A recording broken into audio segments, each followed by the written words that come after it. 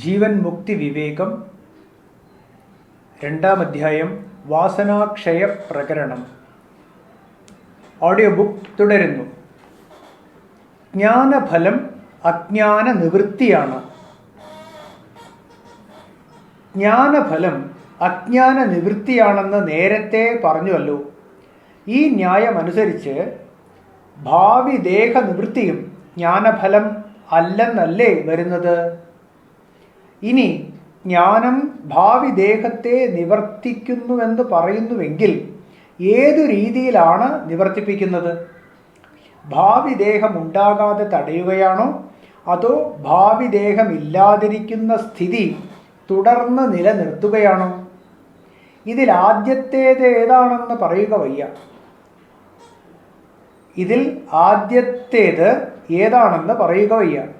ഭാവി ദേഹം ഉണ്ടാകാതെ സൂക്ഷിക്കേണ്ട കാര്യമില്ലല്ലോ. അതുണ്ടായിട്ടില്ലാത്തത് കൊണ്ട് അതിൻ്റെ ഇല്ലായ്മ അനാദിയാണ്. അത് ജ്ഞാനം കൊണ്ട് കിട്ടിയതല്ല. ഇനി ഭാവി ദേഹത്തിൻ്റെ ഇല്ലായ്മയെ തുടർന്ന് പരിപാലിക്കുകയാണോ ജ്ഞാനഫലം? അതും പറയുക വയ്യ. ജ്ഞാനം കൊണ്ട് അനാരബ്ധ കർമ്മമെന്ന ഭാവി ദേഹ സാമഗ്രി നഷ്ടപ്പെട്ടതോടെ അനാദിയായ ആ ദേഹ അഭാവത്തെ പിന്നെ പരിപാലിക്കേണ്ട ആവശ്യവും വരുന്നില്ല. ഇനി അനാരബ്ധ കർമ്മ നിവൃത്തിയാണ് ജ്ഞാനഫലമെന്ന് പറയാമോ? അതും വയ്യ.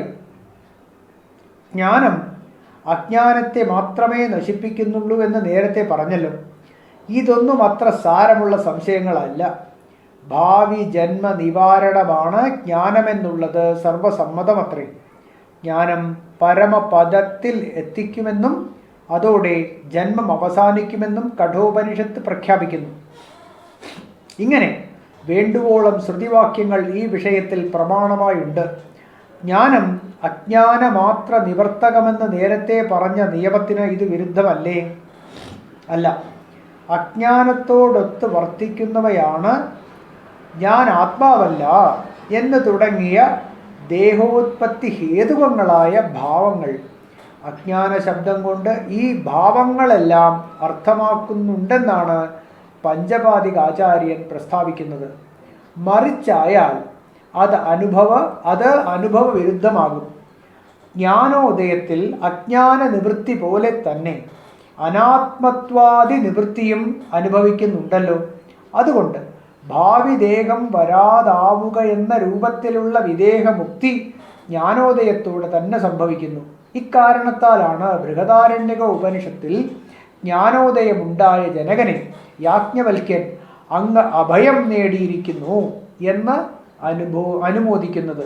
കുട്ടി, ഇതു തന്നെയാണ് അമൃതം എന്നും വെളിപ്പെടുത്തുന്നു.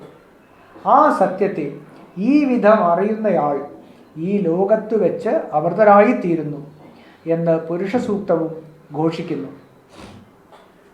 അതുകൊണ്ട് ജ്ഞാനസമകാലീനമാണ് വിദേഹമുക്തി എന്ന് അംഗീകരിക്കുന്നതാണ് ഉത്തമപക്ഷം. പ്രാരബ്ധവും വിദേഹമുക്തിയും. വിദേഹമുക്തി ജ്ഞാനസമകാലീനമല്ലെന്നു വന്നാൽ ചില പൊരുത്തക്കേടുകൾ കാണാനിടയാകും. ജ്ഞാനോദയമുണ്ടായി, തൽഫലമായ വിദേഹമുക്തി ഉടനെ സംഭവിക്കുന്നുമില്ല. കുറേ നാൾ കൂടി കഴിഞ്ഞേ അതുണ്ടാവൂ. അങ്ങനെയായാൽ ജ്ഞാനോദയവും ജ്യോതിഷ്ടോമാദി യാഗങ്ങൾ പോലെയാണെന്ന് പറയേണ്ടി വരും. ജ്യോതിഷ്ടോമാദി യാഗങ്ങൾക്ക് ഉടനെ ഫലമുണ്ടാകുന്നില്ല. യാഗാനന്തരം യാഗഫലം നൽകുന്ന അപൂർവം എന്നൊരു ശക്തിയെ അംഗീകരിക്കേണ്ടി വരുന്നു. അതുപോലെ ജ്ഞാനമുണ്ടായാലും കാലാന്തരജന്യമാണ് വിദേഹമുക്തി എന്ന് പറഞ്ഞാൽ അത് നേടിത്തരാൻ ജ്ഞാനശൂന്യമായ ഒരപൂർവത്തെ കൽപ്പിക്കേണ്ടി വരും. അപ്പോൾ ജ്ഞാനശാസ്ത്രവും കർമ്മശാസ്ത്രത്തിൽ അന്തർഭവിക്കുന്നുവെന്ന് സ്വീകരിക്കേണ്ടതായും വരും. ഇവിടെ ഒരു സംശയം വരാം. മണിമന്ത്രാദി അഗ്നിയുടെ ദഹനശക്തിയെ തടയുന്നു. മണിമന്ത്രാദി അഗ്നിയുടെ ദഹനശക്തിയെ തടയുന്നു. അതുപോലെ പ്രാരബ്ധം വിദേഹമുക്തി നൽകാനുള്ള ജ്ഞാനത്തിൻ്റെ ശക്തിയെ തടയുന്നുവെന്ന് കരുതിക്കൂടെ? മണിമന്ത്രാദി പ്രതിബന്ധങ്ങൾ മാറുമ്പോൾ അഗ്നി വീണ്ടും ദാഹസമർത്ഥമായി തീരുന്നതുപോലെ പ്രാരബ്ധ പ്രതിബന്ധം തീരുമ്പോൾ ജ്ഞാനം വിദേഹമുക്തിയെ കൊടുക്കുന്നുവെന്ന് കരുതാമല്ലോ. ഈ സംശയം ശരിയല്ല. പ്രാരബ്ധത്തിനും വിദേഹമുക്തിക്കും തമ്മിൽ യാതൊരു വിരോധവുമില്ല. ഭാവി ദേഹങ്ങളിൽ നിന്നും മോചനം ലഭിക്കുന്നതാണ് വിദേഹമുക്തി എന്നാണല്ലോ നമ്മുടെ പക്ഷം.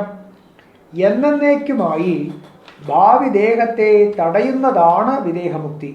വർത്തമാന ദേഹത്തെ നിലനിർത്തുകയാണ് പ്രാരബ്ധത്തിൻ്റെ ജോലി. അതുകൊണ്ട് വിദേഹമുക്തിക്കും പ്രാരബ്ധത്തിനും തമ്മിൽ ഒരു വിരോധവുമില്ലെന്ന് ഓർക്കണം. അവയ്ക്ക് തമ്മിൽ വിരോധമുണ്ടെങ്കിലല്ലേ പ്രാരബ്ധത്തിന് വിദേഹമുക്തിയെ തടയാൻ കഴിയൂ. ആത്മജ്ഞാനം നിത്യമാണ്. ആത്മജ്ഞാനം നിത്യമാണ്. അതൊരിക്കൽ ഉണ്ടായാൽ പിന്നെ നിത്യമായി തുടരുന്നു. ജ്ഞാനമുണ്ടായ ശേഷം അത് പ്രതിബന്ധിക്കപ്പെടുന്നുവെന്നും മോക്ഷത്തിന് ഉടനെ കാരണമാകുന്നില്ലെന്നും പറഞ്ഞാൽ ആ ജ്ഞാനം ക്ഷണികമാണെന്ന് പറയേണ്ടി വരും. ജ്ഞാനം നിത്യമാണെങ്കിൽ അത് പ്രതിബന്ധിക്കപ്പെടുക വയ്യല്ലോ.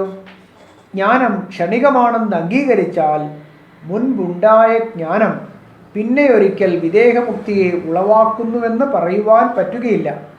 പണ്ടുണ്ടായ ജ്ഞാനം ഇപ്പോഴില്ലല്ലോ. അന്തിമ സാക്ഷാത്കാരത്തെ ഉളവാക്കുന്ന ഒരവസാന ജ്ഞാനത്തെ അംഗീകരിക്കാനും സാധ്യമല്ല. ഈ അവസാന ജ്ഞാനത്തെ ഉളവാക്കാനുള്ള സാധന സാമഗ്രികൾ അപ്പോഴുണ്ടായിരിക്കുകയില്ല. പ്രതിബന്ധമായി നിന്ന പ്രാരബ്ധം ഒടുങ്ങുന്നതോടെ ഗുരു, ശാസ്ത്രം, ദേഹേന്ദ്രിയങ്ങൾ തുടങ്ങി അശേഷ ജഗത്തും നിവൃത്തമാകുന്നതാണ്. പ്രതിബദ്ധമായി നിന്ന പ്രാരബ്ധം ഒടുങ്ങുന്നതോടെ ഗുരു, ശാസ്ത്രം, ദേഹേന്ദ്രിയങ്ങൾ തുടങ്ങി അശേഷ ജഗത്തും നിവൃത്തമാകുന്നതാണ്. പിന്നെ എന്തായിരിക്കും ജ്ഞാന സാമഗ്രിയായി ബാക്കി നിൽക്കുക? നേരെ മറിച്ച് പ്രാരബ്ധമുള്ളപ്പോൾ ജ്ഞാന സാമഗ്രിയായി വർത്തമാന ദേഹേന്ദ്രിയാദി നിലനിൽക്കുന്നത് കൊണ്ട് സ്പഷ്ടമായി തന്നെ ഭാവി ദേഹവിമുക്തി അനുഭവിച്ചറിയാൻ കഴിയുന്നതാണ്. പ്രാരബ്ധ ക്ഷയത്തിനു ശേഷം വിദേഹമുക്തി അനുഭവിക്കാൻ കേവല ആത്മാവുണ്ടല്ലോ എന്ന് ചിലർ ചോദിച്ചേക്കാം. പ്രാരബ്ധ ക്ഷയത്തിനു ശേഷം വിദേഹമുക്തി അനുഭവിക്കാൻ കേവല ആത്മാവുണ്ടല്ലോ എന്ന് ചിലർ ചോദിച്ചേക്കാം. പ്രാരബ്ധം ക്ഷയിച്ച് തൽക്കാല ദേഹവും വീണു കഴിഞ്ഞ ശേഷമുള്ള കേവല ആത്മസ്ഥിതിയിൽ വിദേഹമുക്തിയുടെ പ്രശ്നമേ ഉദിക്കുന്നില്ലെന്നോർക്കണം. അവിടെ ജീവൻ മുക്തിയും വിദേഹമുക്തിയും അപ്രസക്തമാണ്. ഇനിയും ഒരു സംശയം വരാം. ശ്വേതാശ്വതരോപനിഷത്തിൽ ഇങ്ങനെ കാണുന്നുണ്ടല്ലോ, ജ്ഞാനമുണ്ടായിട്ടും വീണ്ടും ദേഹ അവസാനത്തിൽ വിശ്വമായ നിവർത്തിക്കുന്നു. ജ്ഞാനമുണ്ടായിട്ടും വീണ്ടും ദേഹ അവസാനത്തിൽ വിശ്വമായ നിവർത്തിക്കുന്നു എന്ന് മുക്തിരഹസ്യം മേൽ വിവരിച്ച രീതിയിലാണെങ്കിൽ ഈ ശ്രുതിവാക്യത്തിന് എന്താണ് അർത്ഥം? പറയാം. പ്രാരബ്ധം ഒടുങ്ങുന്നതോടുകൂടി കർമ്മനിമിത്തം പൂർണ്ണമായി ഒടുങ്ങുന്നതാണ്. അതുകൊണ്ട് അപ്പോൾ ദേഹേന്ദ്രിയാദി സർവകാര്യ നിവൃത്തി സംഭവിക്കുന്നു എന്നാണ് ഉപനിഷത്ത് വാക്യത്തിനർത്ഥം. ഒരിക്കൽ കൂടി വായിക്കാം. പ്രാരബ്ധം ഒടുങ്ങുന്നതോടുകൂടി കർമ്മനിമിത്തം പൂർണ്ണമായി ഒടുങ്ങുന്നതാണ്. അതുകൊണ്ട് അപ്പോൾ ദേഹേന്ദ്രിയാദി സർവകാര്യ നിവൃത്തി സംഭവിക്കുന്നുവെന്നാണ് ഈ ഉപനിഷത്ത് വാക്യത്തിനർത്ഥം. അതുകൊണ്ട് നിങ്ങൾക്കിഷ്ടമായ തൽക്കാല ദേഹനിവൃത്തി രൂപത്തിലുള്ള വിദേഹമുക്തി ദേഹവിയോഗം കഴിഞ്ഞ് സംഭവിച്ചോട്ടെ. നമുക്ക് അഭിമതമായ ഭാവി ദേഹമോക്ഷ രൂപത്തിലുള്ള വിദേഹമുക്തി ജ്ഞാനോദയ വേളയിൽ തന്നെ സംഭവിക്കുന്നതാണ്. ഇത് കരുതിയാണ് വേദാന്ത ശാസ്ത്രം ഇങ്ങനെ ഉദ്ഘോഷിക്കുന്നത്. തീർത്ഥേഷ്വപചഗൃഹേവ നഷ്ടസ്മൃതിരവിപരിത്യജൻ ദേഹം ജ്ഞാനസമകാലമുക്തഃ കൈവല്യം യാതി ഹതശോകഃ.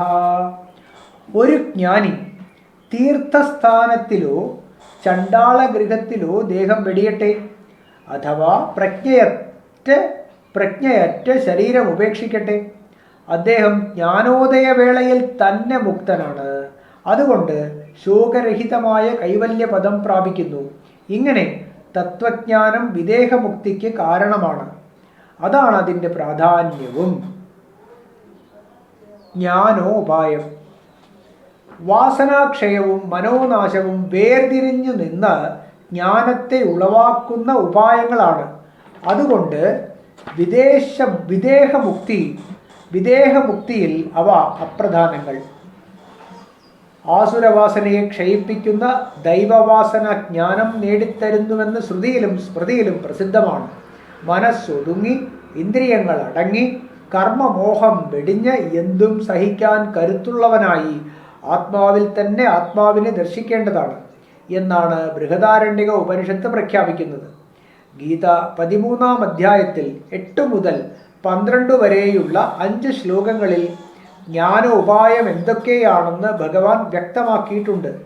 ദേഹത്തെ ആശ്രയിച്ചുകൊണ്ടുള്ള വർണ്ണാശ്രമ അഭിമാനങ്ങൾ ഉപേക്ഷിക്കേണ്ടതാണ്. ദേഹത്തെ ആശ്രയിച്ചുകൊണ്ടുള്ള വർണ്ണാശ്രമ അഭിമാനങ്ങൾ ഉപേക്ഷിക്കേണ്ടതാണ്. അതുപോലെ മറ്റുള്ളവരൊക്കെ തൻ്റെ മുമ്പിൽ തലകുനിക്കേണ്ടവരാണെന്ന മട്ടിലുള്ള ദമ്പം ഉപേക്ഷിച്ച് അദംഭിത്വം കൈക്കൊള്ളണം. സകല ജീവജാലങ്ങളിലും മാനസികമായ ദ്രോഹചിന്ത വെടിഞ്ഞ് അഹിംസ പരിശീലിക്കണം. എന്തും സഹിക്കാനും ക്ഷമിക്കാനും അഭ്യസിക്കണം. ഏതു കാര്യത്തിലും വക്രബുദ്ധി വെടിഞ്ഞ് നേരായ മാർഗം സ്വീകരിക്കണം. ഗുരുവിനെ നിഷ്കളങ്കമായും ഭക്തിയോടും അനുസരിക്കണം. മനസ്സും വാക്കും ശരീരവും ശുദ്ധമായി വയ്ക്കണം. ലക്ഷ്യത്തിൽ നിന്നും ഒരിക്കലും ചലിച്ചു പോകാതെ സ്ഥിരത പാലിക്കണം. ഭൗതിക സുഖചിന്തകളിലും കാമക്രോധാദി വികാരങ്ങളിലും നിന്ന് ചിത്തത്തെ പിന്തിരിപ്പിക്കണം. ഇന്ദ്രിയങ്ങൾ കൊതിക്കുന്ന പദാർത്ഥങ്ങളിൽ വിരക്തനായി തീരണം. കർമ്മങ്ങളിൽ താനാണ് ചെയ്യുന്നത് എന്ന അഹംബുദ്ധി വെടിയണം. ലോകജീവിതം ജന്മം, മരണം, ജര, രോഗം, ദുഃഖം തുടങ്ങിയ ദോഷങ്ങൾ കൊണ്ട് നിറഞ്ഞതാണെന്ന് കാണണം. ആഗ്രഹങ്ങൾ കുറയ്ക്കണം. പുത്രൻ, ഭാര്യ, വീട്, ധനം എന്നിവയിലെല്ലാം തൻ്റേതെന്നുള്ള ഭാവം അകറ്റണം. ഇഷ്ടമോ അനിഷ്ടമോ വന്നാലും സദാ സമചിത്തനായി വർത്തിക്കണം.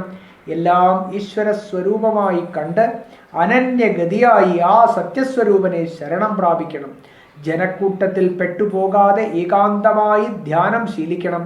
ആത്മാവാണ് സത്യമെന്നറിഞ്ഞ് പുറമേയും ആത്മസ്വരൂപം ദർശിക്കാൻ അഭ്യസിക്കണം. ഇത്രയുമാണ് ജ്ഞാനം നേടാനുള്ള ഉപായം.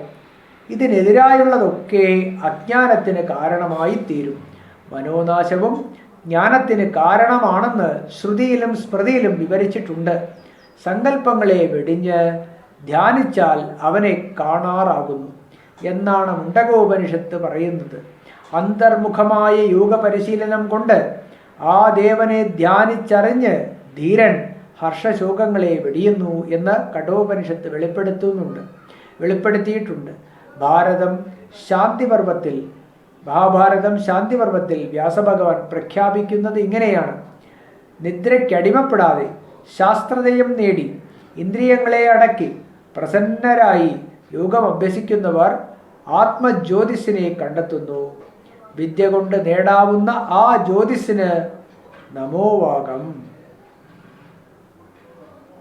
വിദ്യാരഹസ്യം ഓഡിയോ ബുക്ക് തുടരുന്നതാണ്.